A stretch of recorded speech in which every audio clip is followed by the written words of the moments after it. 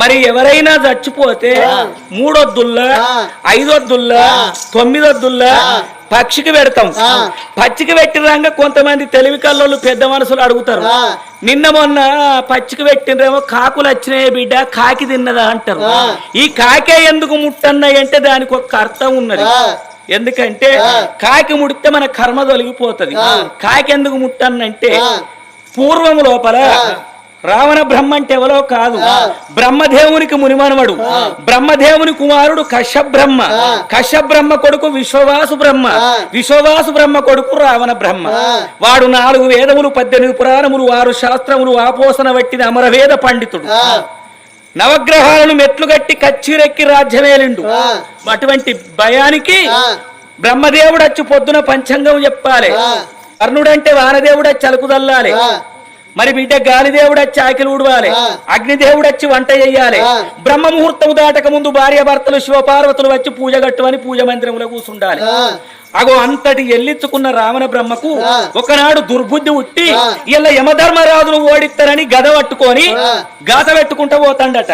యమధర్మరాజు చూసిండు, కొంచెం పొల్ల కొంగు పడితే మంచోళ్ళ మానం పోతుంది, ఆ వాని జోలికి పోయి బిడ్డ చేయి చూయించుకునేందుకు జట్ట కనిపించుడేందుకు, ఆడు మంచోడు కాదు. నవగ్రహాలని మెట్లు కట్టిండు, సురతి 33 కోట్ల దేవతలు ఎట్టి పడుతున్నాడు, ఎన్నన్న జాగుంటానని యమధర్మరాజు ఉరుకుతాడు.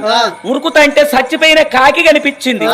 ఆ కాకి యొక్క శరీరము లోపల యమధర్మరాజు తలదాసుకున్నాడు. దాన్ని పరకాయ ప్రవేశము అంటారు. పరులు అంటే ఇతరులు, కాయము అంటే శరీరము. మరి దాని పరకాయ విద్య వచ్చినోడైతేనే అంత ప్రవేశించగలుగుతాడు. కాకి కడుపులో వచ్చి యమధర్మరాజు జాగున్నాడు. మరి రావణసూరుడు యమపురి పట్టం అంతా తిరిగిండు గాని యమధర్మరాజు కనిపించలేదు. పిరికి బంద కుమ్మరి పిల్ల మట్టికి రాదా, ఇయ్యల్ల కాకపోతే రేపు బయటికి రాదా, విధి అనాడు కాకుండా చంద్రుడు తది అనాడైనా తనకు తాను బయటకు వస్తాడు, దొరకకపోతాడా ఏడికి పోతాడని వాడు వెనకకు మరి లంకకు వేయండు.